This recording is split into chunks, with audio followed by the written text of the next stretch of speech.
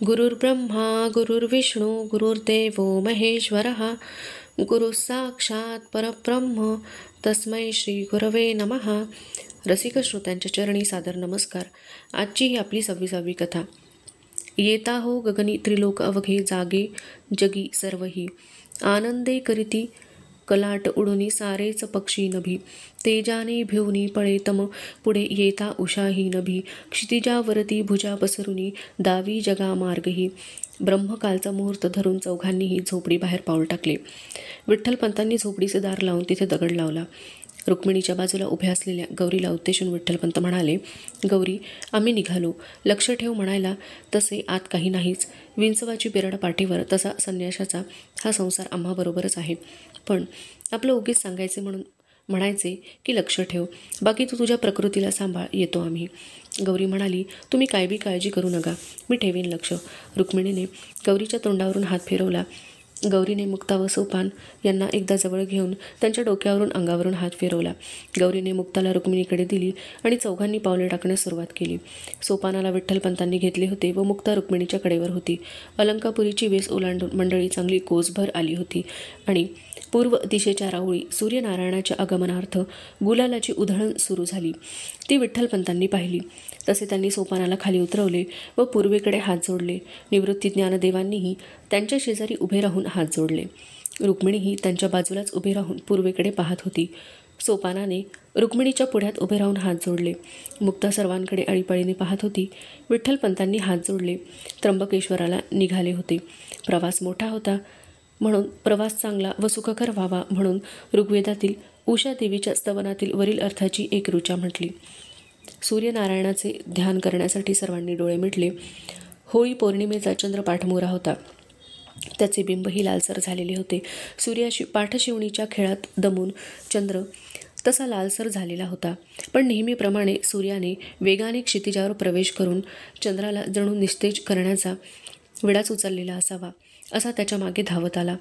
मार्तंडा करुणानिधी निरजनी नाथा कृपाळू वरा, हे मित्रा वरुणानी आर्यमन हो तुम्ही दयाळू घना, आम्हा साय्यव पुत्रपौत्र गमना व्हा दूर तीर्थस्थळा, आम्हासी प्रतिपाळ नित्य करुणी कल्याणकारी करा.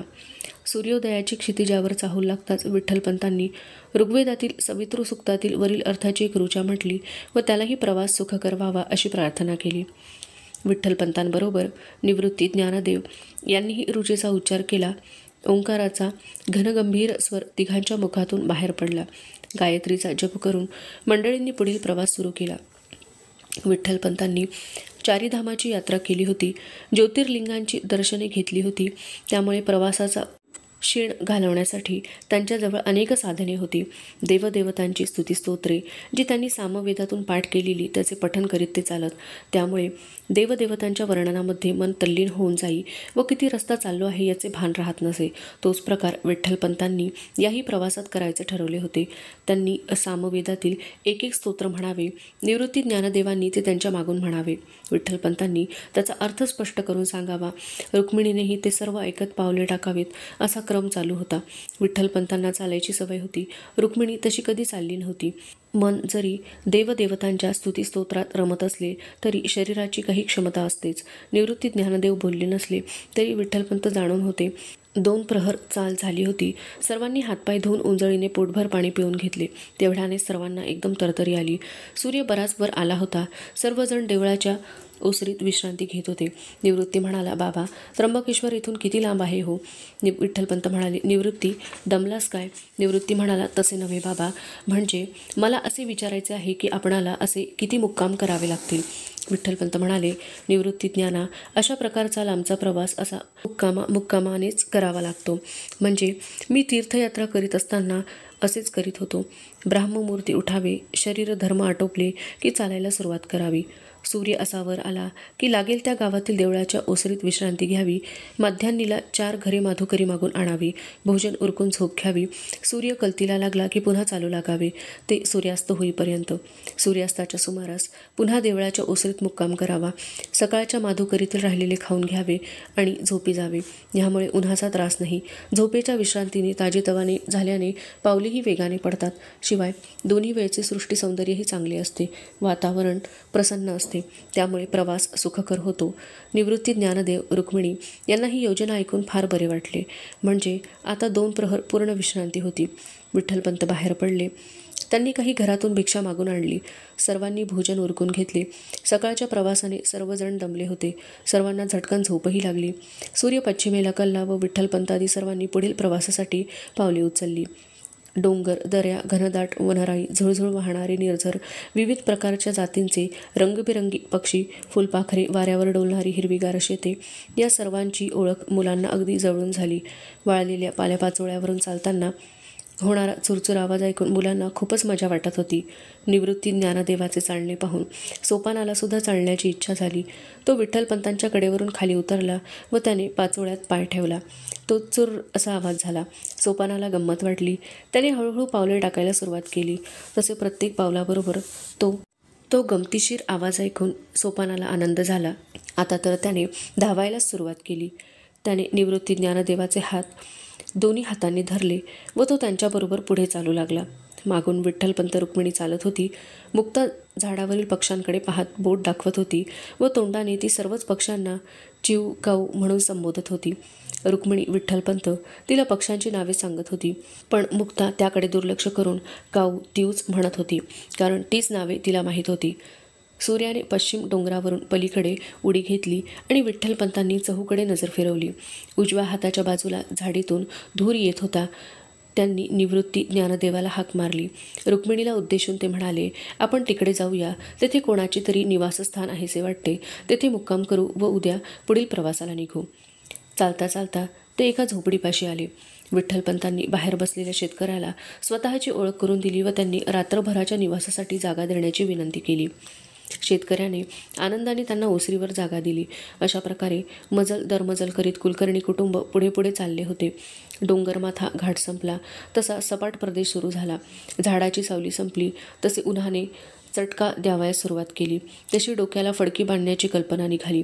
विठ्ठलपंत निवृत्ती ज्ञानदेव यांनी धोत्राचे पांढरे फडके बांधले तर रुक्मिणीने मुक्ताला लुगड्याचा तुकडा बांधला व तसाच एक लुगड्याचा तुकडा ती सोपानाला बांधू लागली. तेव्हा तो म्हणाला, आई, मला नको हा लुगड्याचा तुकडा. मी काय मुलगी आहे काय? मला धोत्राचाच तुकडा बांध. सोपानाचे हे बोलणे ऐकून सर्वांनाच हसू आले. विठ्ठलपंत म्हणाले, सोपाना, लुगड्याचा तुकडा डोक्याला बांधला म्हणून तुला रे कोण मुलगी म्हणणार आहे? तू काय मुक्तासारखी वेणी घातली आहेस काय? सोपान म्हणाला, पण बाबा, नको ना मला. लुगड्याचा तुकडा बांधल्यावर वेणी कशी दिसेल बाबा? विठ्ठलपंत म्हणाले, सोपान, अरे वेणी दिसली नाही म्हणून काय झाले? तू काय परकर पोलका नेसला आहेस काय? रुक्मिणी म्हणाली, सोपान बाळा, अरे तू लहान आहेस ना, म्हणून तू काही केले तरी चांगले दिसते. पण निवृत्ती ज्ञानदेव मोठे आहेत ना, त्यांना लुगड्याचा तुकडा वाईट दिसेल म्हणून त्यांना धोत्राचा तुकडा दिला. विठ्ठलपंत म्हणाले, रुक्मिणी, धोत्राचा तुकडा असेल तर बांध त्याच्या डोक्याला. मुलगा म्हणून समजला पाहिजे. होय ना सोपाना? सोपानाने मान हलवली आणि चौघीही हसली. पण सोपानाला त्यांच्या हसण्याचे कारण समजले नाही. रुक्मिणीने धोत्राचा एक तुकडा सोपानाच्या डोक्याला बांधला तेव्हा तो पुन्हा निवृत्ती ज्ञानदेव यांचा हात धरून पुढे चालू लागला. सभोवताली पसरलेल्या जमिनी हिरव्यागार दिसत होत्या. कुठे भुईमुग, हरभरा तर कुठे गहू दिसत होता. भुईमुगाच्या शेंगात दाणे तयार झाले होते, त्यामुळे वरची पालवी पिवळी दिसत होती. हरभऱ्याच्या घाट्यात दाणे भरू लागले होते. गव्हाच्या लोंब्याही भरलेल्या दिसत होत्या. कोठे कोठे गहूही पिवळा पडू लागला होता. मुले हे पाहत चालली होती. विठ्ठलपंत माहिती देत होते. निवृत्ती ज्ञानदेव हे सर्व ऐकून व प्रत्यक्ष पाहून निसर्गाजवळील अमाप संपत्तीचा अंदाज बांधत होते. लाखो लोकांचे पोषण करणारी ही धरणीमाता किती निरपेक्षतेने दान करते याचा विचार निवृत्ती ज्ञानदेवांच्या मनात येऊन गेला. फळांनी लगडलेली वृक्ष, फुलाफळांनी भरलेल्या वेली पाहून अनंत हस्ते कमलावराने चा प्रत्यय त्यांना होत होता. निवृत्ती ज्ञानदेव निसर्ग शक्तीची चर्चा करीत तेव्हा ते आपल्या भावना एकमेकांजवळ अशा प्रकारे बोलून व्यक्त करीत होते. ज्ञानदेव म्हणाला, निवृत्तीदा, परमेश्वर अनंत हातांनी देतो म्हणतात, तो काय स्वतः थोडाच देणार असतो? मला वाटते हा सर्व निसर्गच म्हणजे त्याचे हात आहेत. एका बीपासून शेकडो फळे तो उत्पन्न करतो. 4 महिन्यांच्या मेहनतीत तो वर्षभर पुरेल एवढे धान्य उत्पन्न करतो. एक शेतकरी खपतो, शेकडो लोक त्यावर जगतात. निवृत्ती म्हणाला, शिवाय ज्ञाना, आंबा, फणस, नारळ, पोफळ अशी झाडे म्हणजे आपणाला असलेली महान देणगीच आहे. किती म्हणून फळे उत्पन्न होतात, ती तर केवळ आपणासाठीच ना. ती झाडे कशाचीही परतफेडीची अपेक्षा करीत नाहीत. मानवांना 2 हातांनी ते गोळा करता येत नाही एवढे भरपूर परमेश्वर देतो. आणि असे असून अज्ञ लोक स्वतःच्या कर्तृत्वाचा कशासाठी आणि कोणत्या आधारावर दिमाग दाखवतात हेच समजत नाही. अनंत रूपांनी नटलेले हे परमेश्वराचे स्वरूप खरोखरीच खूपच विशाल भव्य आहे, होय ना. ज्ञानदेव म्हणाला, होय निवृत्तीदा.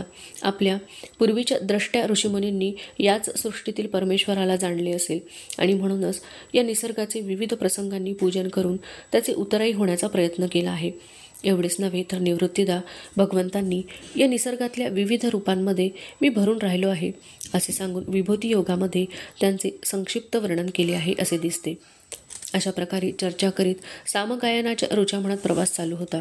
मुक्काम घडत होते, विश्रांती होत होती, पुन्हा ताजेतवाने होऊन पुढील प्रवासासाठी पावले पडत होती. प्रवास होत होता तसे त्र्यंबकेश्वर जवळजवळ येत होते. अलंकापुरी सोडून 4 सप्ताह झाले होते. एकदा असा सूर्य पश्चिमेला लपण्यासाठी डोंगरावर उभा होता. संध्याछाया पसरू लागल्या होत्या. दूरवर गाव असल्याची चिन्हे दिसत होती, पण असलेल्या वेळात ते अंतर चालून जाणे शक्य दिसत नव्हते. शिवाय मुले थकलेली दिसत होती. पायात जोर राहिला नव्हता. आता जवळच कुठे टेकायला मिळाले तर पाहिजे होते. पश्चिमेच्या बाजूलाच एक गर्द राई दिसत होती. बाहेरच्या बाजूला बैल बांधल्याचे दिसत होते. यावरून विठ्ठलपंतांना वाटले की तिथे मुक्कामाला जागा मिळेल, म्हणून ते पुढे चौकशीला गेले. बाकी सगळी मंडळी मागून येत होती. झोपडीच्या समोरील मोकळ्या जागेत एक म्हातारा बसला होता. कोणीतरी आले म्हणून त्याने नजर वर केली. म्हातारा म्हणाला, कोण पाहुणं म्हणावं? विठ्ठलपंत म्हणाले, आम्ही अलंकापुरीचे राहणारे कुलकर्णी. या देहाला विठ्ठलपंत म्हणतात. म्हातारा म्हणाला, असं? मग लांब उभं राहावा. आमची सावलीसुधीक तुम्हा बामणांना चालायची नाही. गाव अजून कोसभर हाय. तकडं हाय ती बामणांची घरं. तकडं तुम्हाला आसरा मिळेल. विठ्ठलपंतांनी झोपडीत नजर टाकली. समोरच पांडुरंगाची मूर्ती दिसत होती. कोणत्या तरी फुलांचा हार घालून त्याची पूजा केली होती. घर स्वच्छ व टापटीप दिसत होते. तोवर निवृत्ती, ज्ञानदेव, सोपान, रुक्मिणीही तिथे आली. मुलांच्या बोलण्याचा आवाज ऐकून म्हाताऱ्याची बायको, मुलगा, सून, नातवंडेही बाहेर पडवीत गोळा झाली.